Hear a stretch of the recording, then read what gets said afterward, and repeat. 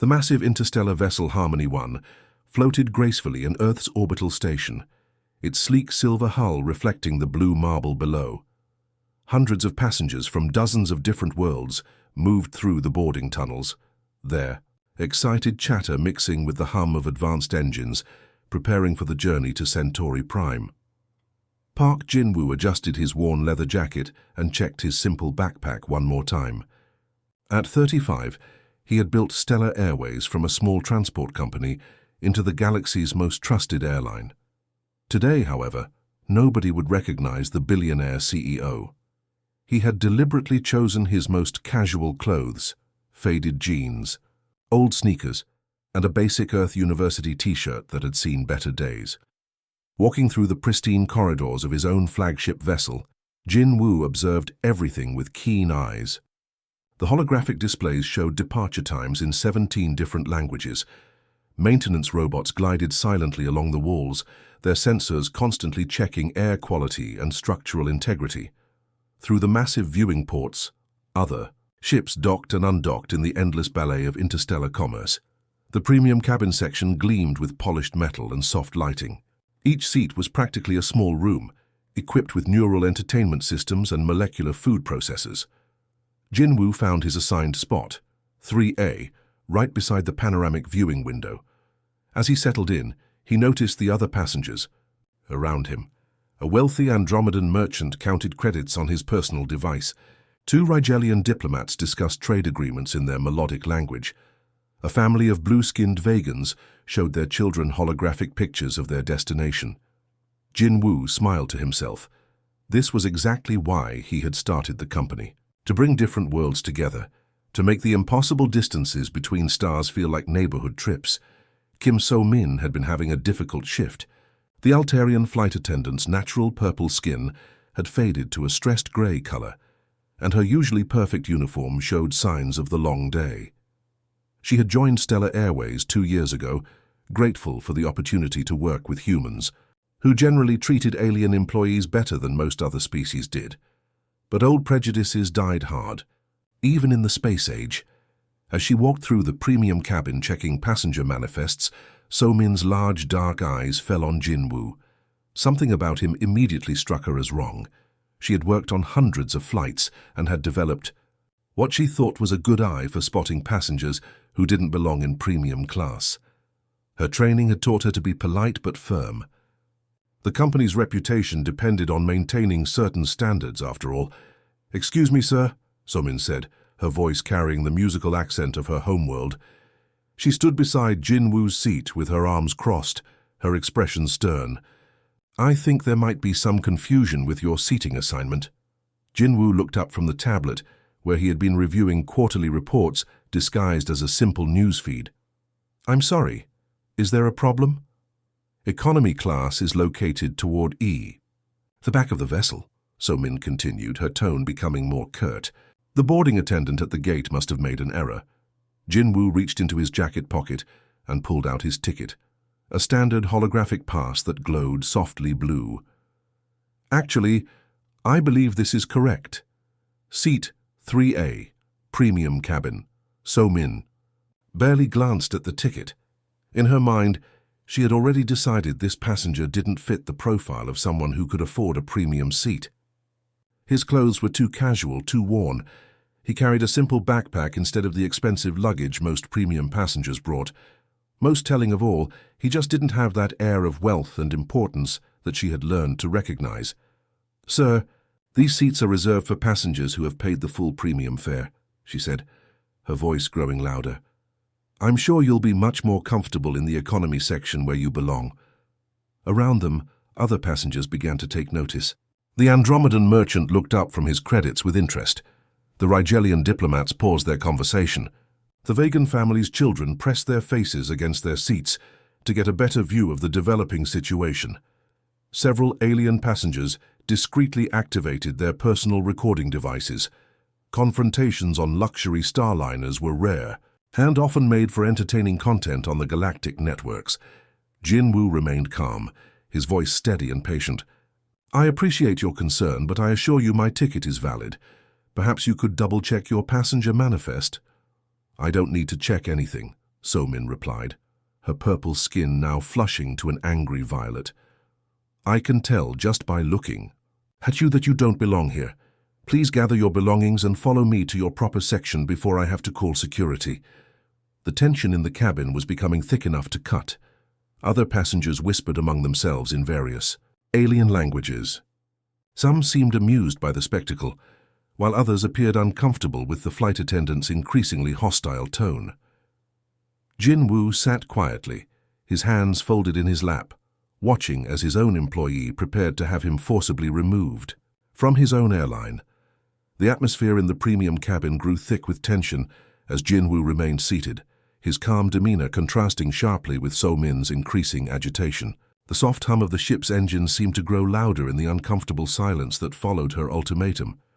"Sir, I'm giving you one final chance," So-min said, her voice now carrying across the entire section.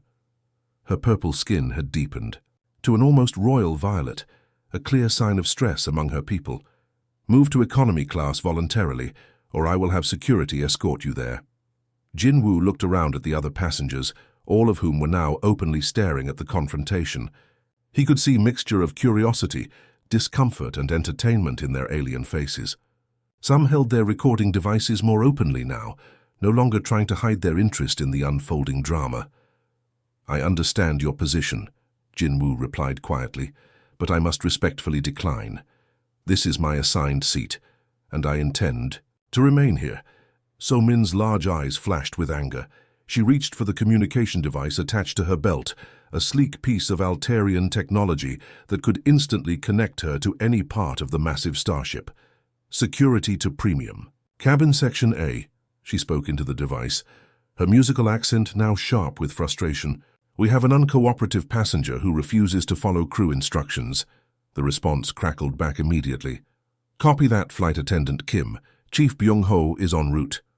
Within 3 minutes, heavy footsteps echoed through the corridor, leading to the premium cabin. The other passengers turned to see a massive figure approaching. Chief Security Officer Kang Byung-ho stood nearly 7 feet tall, his blue-tinted skin marking him as a Vegan from the Outer Rim colonies. Despite his Korean name, adopted when he joined the human-operated airline, his loyalty lay with corporate efficiency rather than individual justice. Byung-ho's security uniform was equipped with various non-lethal restraint devices, energy batons, and a translator unit that could communicate in over 50 galactic languages. His cold, calculating eyes swept the cabin before settling on Jin-Woo. "What seems to be the problem here?" Byung-ho's voice boomed through the cabin, causing several smaller alien passengers to shrink back in their seats. So-min immediately launched into her explanation, gesturing dramatically toward Jin-Woo. "This human passenger is sitting in premium class without proper authorization. He's shown me what appears to be a forged ticket, and he absolutely refuses to move to his correct section in economy." "I see," Byung-ho nodded, his expression hardening. He had dealt with dozens of similar situations over the years. Passengers trying to sneak into better sections, causing disruptions, wasting everyone's time. In his experience, humans were particularly prone to this type of behavior. Jin-Woo stood up slowly, his movements deliberate and non-threatening. "Officer, I believe there's been a misunderstanding. My ticket and identification are completely legitimate." He reached into his jacket pocket and pulled out not just his boarding pass, but also his corporate identification card. The holographic display showed his photo, name, and various security clearances that most passengers would never possess. Byung-ho snatched the documents from Jin-Woo's hand, examining them with the suspicious eye of someone who had seen countless fake IDs over the years. The security chief's advanced scanner beeped as it analyzed the documents, but he barely glanced at the results. "Fake documentation is a serious offense, human," Byung-ho growled, his massive hands crumpling the ID card slightly. "Corporate impersonation carries heavy penalties under interstellar law. You're coming with me to the security office, where we can sort this out properly." "I assure you, everything is authentic," Jin-Woo said calmly, but Byung-ho was already reaching for his restraint equipment. "That's what they all say," the security chief replied dismissively. Sir, place your hands behind your back and cooperate with removal procedures. As Byung-ho moved to physically apprehend Jin-woo, other passengers in the cabin began to react. Elderly human woman in seat 2B stood up abruptly. "Wait just a minute," she called out, her voice shaking with indignation. "I saw this young man's ticket when he sat down. It looked perfectly legitimate to me." A middle-aged human businessman across the aisle joined in. "This is ridiculous. The man hasn't done anything wrong. He's been polite and cooperative the entire time." Soon, other human passengers throughout the premium cabin began voicing their support for Jin-woo. Their protests grew louder as they watched their fellow human being treated unfairly by the alien crew members. "This is discrimination, plain and simple," shouted another passenger. "Let the man sit in peace," called out someone else. Byung-ho's expression darkened as he heard the growing chorus of complaints. In his mind, this confirmed his suspicions. This was clearly a coordinated effort by the human passengers to cause trouble and disrupt the flight. "Enough!" he roared, his voice echoing through the cabin. "Any passenger who continues to interfere with security operations will be detained and removed from this vessel." The alien passengers watched in fascination as the situation escalated. The Andromedan merchant was recording everything on his personal device, already calculating how much he could sell the footage for on the Galactic entertainment networks. The Regelian diplomats whispered to each other in their own language, discussing the implications of what they were witnessing. As Byung-ho reached for Jin-woo's arm, preparing to forcibly remove him from the premium cabin, the automatic door to the boarding tunnel suddenly hissed open again. The boarding door hissed open with a sharp pneumatic sound that cut through the tense atmosphere like a laser blade. Emergency lights flickered briefly as the ship's sensors detected an unscheduled arrival. All eyes turned toward the entrance as hurried footsteps echoed through the connecting tunnel. Lee Mi-young burst through the doorway, her usually perfect business suit wrinkled and her breath coming in short gasps. As Stellar Airways Chief Operations Officer, she was known throughout the company for her calm, collected demeanor, but right now she looked absolutely frantic. Her sharp eyes scanned the premium cabin quickly, taking in the crowd of passengers, the towering security chief, and the flight attendant standing rigidly beside what appeared to be some kind of confrontation. When her gaze finally landed on Jin-woo, relief flooded her face. "Jin-woo, thank goodness there you are," she called out, her voice carrying clearly across the cabin. She rushed forward, completely ignoring the shocked stares from the alien passengers and crew members. "I've been searching the entire station for you. The emergency board meeting—" She stopped mid-sentence as her brain finally processed what she was seeing. Jin-woo stood calmly between the massive security chief and the agitated flight attendant, while other human passengers looked on with obvious concern. Byung-ho's large blue hand was still reaching toward Jin-woo's arm, frozen. In the motion of attempting an arrest, the silence that followed was deafening. The only sounds were the gentle hum of the ship's life support systems and the distant chatter of maintenance robots working in the corridors outside. Mi-young's training kicked in immediately. Despite the bizarre situation, she knew exactly how to address her superior. In full view of everyone present, she executed a perfect formal bow, the kind reserved only for the highest levels of corporate leadership. "Mr. CEO," she said clearly, her voice carrying across the entire cabin section, "I'm terribly sorry for the delay in finding you. The Martian route negotiations have reached a critical point, and the board members are waiting for your immediate input on the colonial expansion contracts." The effect was instantaneous and dramatic. So-min's purple skin drained of all color, shifting to a sickly pale gray that indicated shock among her species. Her large eyes went wide with horror as the full implications of what she had just witnessed crashed down on her. The passenger she had been trying to remove, the man she had dismissed and insulted, was Park Jin-woo, the founder and CEO of the entire company. Byung-ho's massive frame went completely rigid. His hand, which had been reaching for Jin-woo's arm, snapped back as if he had just touched a plasma conduit. The towering security chief, who moments before had been prepared to drag a passenger off the ship in restraints, now stood frozen like a statue. Around the cabin, the alien passengers began to murmur among themselves in their various languages. The Andromedan merchant's recording device was still active, capturing every moment of the unfolding drama. The Rigelian diplomats exchanged meaningful glances, understanding immediately that they were witnessing something significant. But it was the human passengers who reacted most strongly. The elderly woman who had first defended Jinwoo let out a small gasp of recognition. The businessman who had called out the discrimination now had his mouth hanging open in amazement. They had been defending their CEO without even knowing it. Mi Young continued speaking, her professional demeanor intact despite the awkwardness of the situation. The Proxima Centauri colonial government has responded to our proposal for expanded passenger service. They're offering exclusive landing rights at 3 major spaceports, but they need an answer within the next 2 hours. Jinwoo nodded calmly, as if nothing unusual had happened. Thank you, Mi Young. I'll review the contracts immediately. He turned to address So-min and Byung-ho directly. I trust we can resolve this seating confusion quickly, so we don't delay the other passengers. The flight attendant could barely speak. Her voice came out as a whisper. Mr. Park, I didn't realize. Of course you didn't, Jinwoo replied gently. How could you? I was traveling incognito specifically to avoid special treatment. By now, the recorded footage from multiple passenger devices was already being uploaded to the galactic communication networks. The Andromedan merchant was practically vibrating with excitement, knowing he had captured something that would be viewed by millions across the galaxy within hours. The ship's automated announcement system chose that moment to activate. Attention passengers, this is Captain Yoon Seung-ho speaking. We will begin our departure sequence in 15 minutes. Please ensure all personal belongings are stored securely and prepare for gravitational transition to faster-than-light travel. The fee. Normal announcement seemed surreal given what had just transpired. Passengers began settling back into their seats, but the tension in the air remained thick.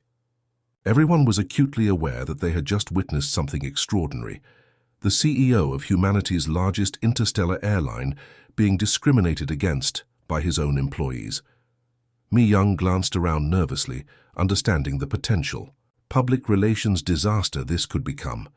Videos of the incident would spread across human space and beyond, showing the world how Stellar Airways treated its own leadership. The implications for the company's reputation were staggering. Meanwhile, maintenance robots continued their pre-flight checks, completely oblivious to the human drama unfolding around them. Their sensors detected nothing amiss. All passengers were seated, all safety protocols were being followed, all systems showed green across the board. The truth was finally out, but the real consequences were only just beginning. The Harmony 1 had barely reached the outer edge of Earth's solar system when the first news reports began broadcasting across the galaxy. The Andromedan merchant's footage, along with recordings from several other passengers, spread through the interstellar communication networks faster than light itself.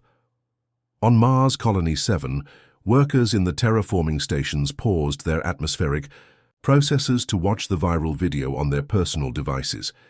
The footage showed everything: So-min's dismissive treatment, Byung-ho's aggressive intervention, and the shocking moment when Mi Young revealed Jinwoo's true identity.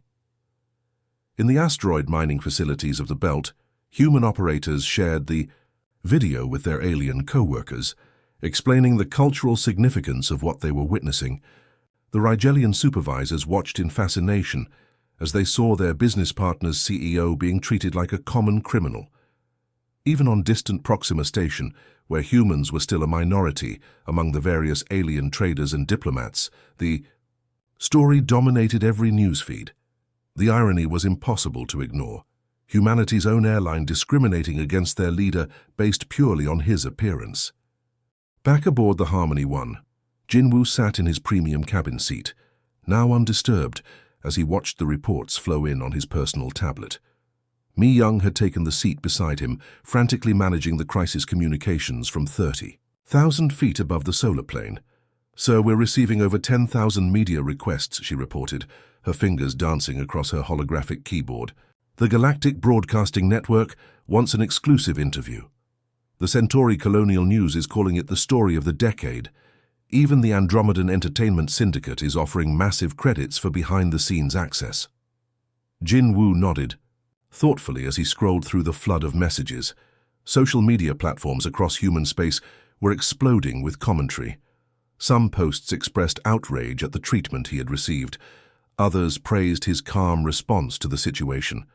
Many simply shared their own experiences with discrimination, both from aliens and fellow humans. "What's the current sentiment analysis?" he asked. Mi Young pulled up the data on her screen. Surprisingly positive overall. 67% of responses are supportive of how you handled the situation. 22% are calling for immediate termination of the staff involved. The remaining 11% are mixed or unclear. What interested Jin Woo most were the responses from alien communities. Vegan social networks were buzzing with discussions about Byung-ho's actions. Many were questioning whether their species' reputation for aggressive enforcement was helping or hurting their integration with human society. The Altarian diplomatic channels were even more active. So-min's behavior had sparked intense debate among her people about unconscious bias and the challenges of working in multi-species environments. As the ship continued its journey towards Centauri space, Jin Woo made his decision. Rather than hiding from the situation or letting his corporate lawyers handle everything, he would address it directly. Mi Young set up a company-wide broadcast for tomorrow morning, Earth Standard Time, he instructed. Make sure it reaches every Stellar Airways facility, every employee and every contractor across all our routes. "Sir, are you sure that's wise?" Mi Young asked carefully. "The legal team recommends limiting public statements until we fully assess potential liability issues." Jin Woo smiled. "Sometimes the human approach is more important than the legal approach." The next morning, as the Harmony 1 cruised through the deep space between star systems, Jin Woo's broadcast reached over 2 million Stellar Airways employees across the galaxy. The transmission was picked up by major news networks and rebroadcast to billions more viewers. Standing in the ship's main conference room, with the stars streaming past the viewport behind him, Jin Woo looked directly into the camera. "Yesterday, something happened that reminded us all of an important truth," he began, his voice calm and measured. "Even in our advanced age, even as we travel between the stars and work alongside dozens of different species, unconscious bias still exists in our hearts and minds." He paused, letting his words sink in across the vast distances of space. "What happened to me could happen to any of our passengers, any of our employees, anyone in our human family. It doesn't matter if you're the CEO or a student heading home for vacation. Discrimination is wrong, and it has no place in our company or our future." Across the galaxy, viewers leaned forward, expecting him to announce harsh punishments and major firings. Instead, Jin Woo surprised everyone. "Flight attendant Kim So-min will not be terminated," he announced. "Instead, she will undergo comprehensive diversity and cultural sensitivity training. She will work directly with our human cultural specialists to better understand the communities we serve. We learn from our mistakes. We don't simply discard the people who make them." The reaction was immediate and intense. On Andromedan news networks, commentators expressed shock at what they called unprecedented corporate mercy. The warlike Andromedans typically dealt with such situations through immediate punishment and public humiliation. Vegan military channels were equally surprised. Their culture valued strength and decisive action. Showing forgiveness to subordinates who had embarrassed their leader seemed almost incomprehensible. But among human communities, the response was overwhelmingly positive. Social media exploded with messages of support and admiration. Many people shared stories of second chances they had received in their own lives, opportunities to learn and grow, rather than simply being punished for their mistakes. The broadcast continued as Jin Woo addressed the broader implications. "This incident will serve as a catalyst for change throughout our organization. We're implementing new training programs, updating our hiring practices, and creating better systems for reporting and addressing discrimination when it occurs." By the time the broadcast ended, Second Chances was trending across every major social platform in human space.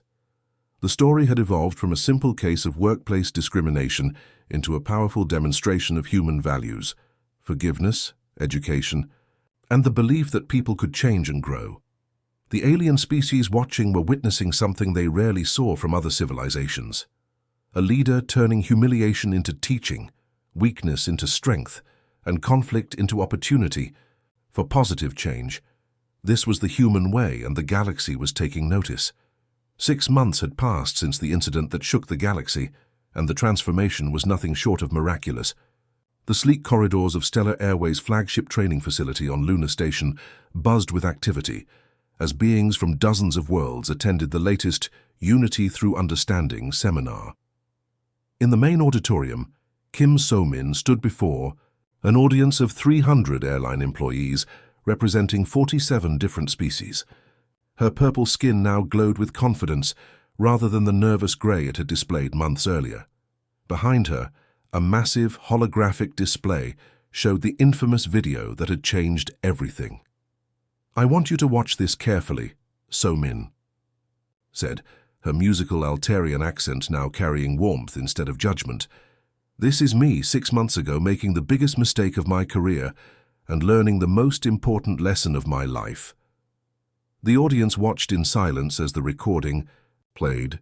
Andromedans with their metallic skin, crystalline beings from the Vega system, gaseous entities from the outer rim colonies, and dozens of humans all witnessed the moment of truth that had transformed not just one company, but the entire approach to interspecies relations across the galaxy. When the video ended, So-min continued, "I saw a human passenger and made assumptions based on his appearance. I let unconscious bias cloud my judgment, but instead of being fired, instead of being punished, I was given something far more valuable, a chance to learn and grow." In the audience, Captain Yoon Seung-ho nodded approvingly. He had been the captain of the Harmony 1 that day, and he had witnessed firsthand how Jin-Woo's response had changed everything. Now he served as the head of Stellar Airways' new cultural integration department. The transformation hadn't been limited to just training programs. The company had redesigned their entire approach to customer service. New artificial intelligence systems now assisted staff in recognizing and overcoming unconscious bias. Holographic advisors, programmed with the cultural knowledge of hundreds of worlds, helped employees understand the diverse passengers they served. Even the ships themselves had been upgraded. The Harmony 1 now featured meditation pods designed for different species, universal translation booths that could handle over 300 languages, and cultural liaison officers on every major route. The ripple effects had spread far beyond Stellar Airways. The Galactic University system had made the incident a required case study in their xenorelations programs. Students across the galaxy analyzed Jin-Woo's response, debating the merits of rehabilitation versus punishment, forgiveness versus justice. On Rigel Prime, the military academy had incorporated the incident into their leadership training. Even the warlike Andromedans had begun questioning their traditional approach of harsh punishment for mistakes. But perhaps the most significant change was happening in the hearts and minds of ordinary beings across the galaxy. Social media platforms were filled with stories of second chances, of people learning from their mistakes, of communities coming together instead of driving each other apart. The Unity Through Understanding initiative had grown into something much larger than anyone had imagined. Stellar Airways had partnered with the Galactic Peace Corps to establish cultural exchange programs. Young beings from different worlds now spent months learning about other species, breaking down barriers that had existed for centuries.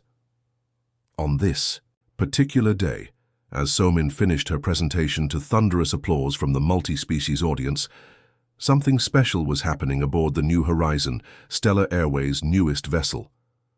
Jin-Woo walked through the boarding tunnel, once again dressed in simple clothes for another surprise quality inspection. But this time, things were different. As he entered the premium cabin, he was greeted by a familiar figure. "Welcome aboard, Mr. Park," So-min said with a warm smile and a respectful bow. She had requested this assignment specifically, wanting to personally serve the man who had changed her life. "It's an honor to have you flying with us today," Jin-Woo smiled back. "The honor is mine, So-min. How are the new protocols working out?" "Wonderfully," she replied, gesturing to the diverse crew working seamlessly together. We have staff from 12 different worlds on this flight, and our passenger satisfaction ratings are at an all-time high. As the ship prepared for departure, Jinwoo looked around the cabin. Human families sat next to Andromedan traders. Rigelian diplomats shared stories with Altarian artists. Children of various species played together in the ship's expanded family section. The New Horizon was more than just a transportation vessel. It was a symbol of what the galaxy could become when different beings chose understanding over judgment, growth over punishment, unity over division. As they lifted off from Lunar Station and accelerated toward the jump point that would take them to Proxima Centauri, Jinwoo reflected on the journey that had brought them here. A simple case of mistaken identity had become a catalyst for change that reached across the stars. The ship's intercom crackled to life. "Ladies, gentlemen, and beings of all species," Captain Yoon announced, "welcome aboard the New Horizon. As we begin our journey to Proxima Station, I want to remind everyone that we're not just traveling through space, we're traveling toward a better future for all of us." Through the viewing ports, the stars stretched into lines of light as the ship entered faster-than-light travel. But the real journey, the one toward understanding, acceptance, and unity, was just beginning. Jinwoo settled back in his seat, watching So-min help a young vegan family find their seats. Her patience, kindness, and genuine care for every passenger was a testament to the power of second chances. The human way had triumphed not through force or technology, but through the simple belief that everyone deserves an opportunity to learn, grow, and become better than they were before. As the New Horizon carried its diverse passengers toward the stars, it carried something even more precious, proof that the galaxy's greatest challenges could be overcome not through conflict, but through compassion, understanding, and the unwavering faith that tomorrow could be better than today. The end.